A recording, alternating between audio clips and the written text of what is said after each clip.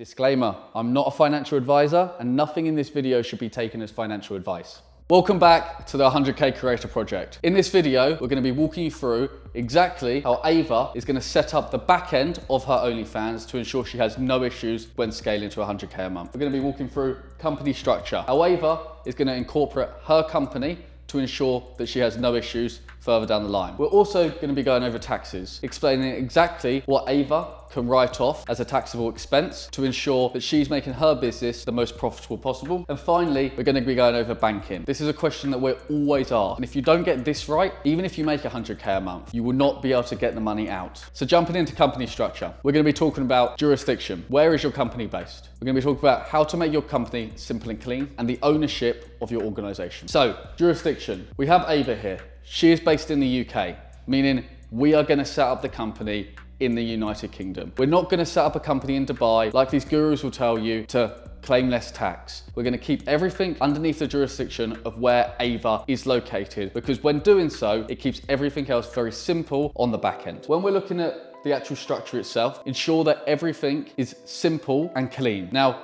what I mean by this is that you have yourself, or Ava in this case, as the sole owner of your organization. Don't have somebody else like your partner or anyone else involved that could confuse the organizational structure, or don't have a holding company that owns 100% shares of the trading company. You want to keep everything as simple as possible because you don't want the banks asking questions around who owns this company, why are there different shares in this organization and this parent company. You need everything to be simple and clean. Lastly, moving on to ownership. Touching on that, who owns majority shares in your organization? Is it Ava, or is this split across 2 or 3 different people? Or in some cases, are an agency saying that they're gonna help you set up your organization and actually take some ownership of that? Do not do this. Have yourself or Ava as an 100% shareholder in that trading company. Don't overcomplicate it, keep everything clean and ensure the company is set up where you are based and you have 100% ownership of that company. Jumping into banking, get this wrong and the rest of the series is pointless. We're gonna be talking about high street banks, online banks, and incoming versus outgoing. So jumping straight into it. What are high street banks? High street banks are your big names, your HSBCs, your Lloyds, your Banks of Americas. These are the banks in which I always suggest incorporating as an OnlyFans creator, because if you have any issues, you can go straight into the bank. You can go into the branch and talk to somebody directly. Moving on to online banks. Now, whilst they're very attractive because you can have multi-currency accounts, they're very good for servicing you as a content creator because their setup times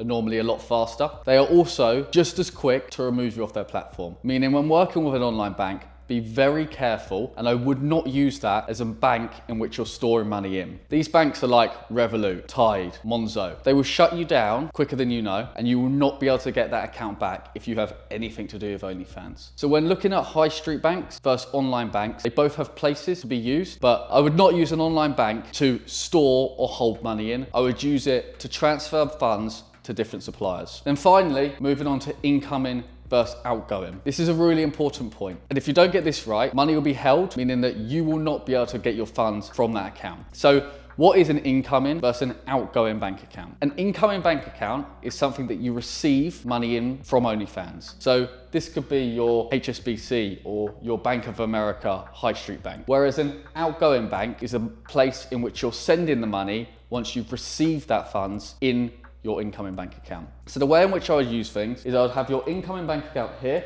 I would transfer money across to your outgoing bank account as soon as you have received it from there. Your outgoing bank account is something that you can store money in and you can distribute that money personally or hold it within your business. So jumping into taxes. In the last part of this, we're going to be going over business expenses, personal expenses, and accountancy. Get this right and you're well on your way to 100K a month. So what are business expenses? Business expenses are anything that you use, or Ava in this case, to support your business further. This could be a trip to AVN or XBiz. This could be paying an agency provider to support the growth in the revenue of your OnlyFans account. Or this could be as simple as paying videographers or anyone or any business that's going to support your business grow. Now looking at personal expenses. Now there is a fine line and a bit of a grey area between the two, and you want to ensure they are right, because otherwise you could be hit with a major tax bill. Personal expenses would be a trip on holiday or your food shop for the week.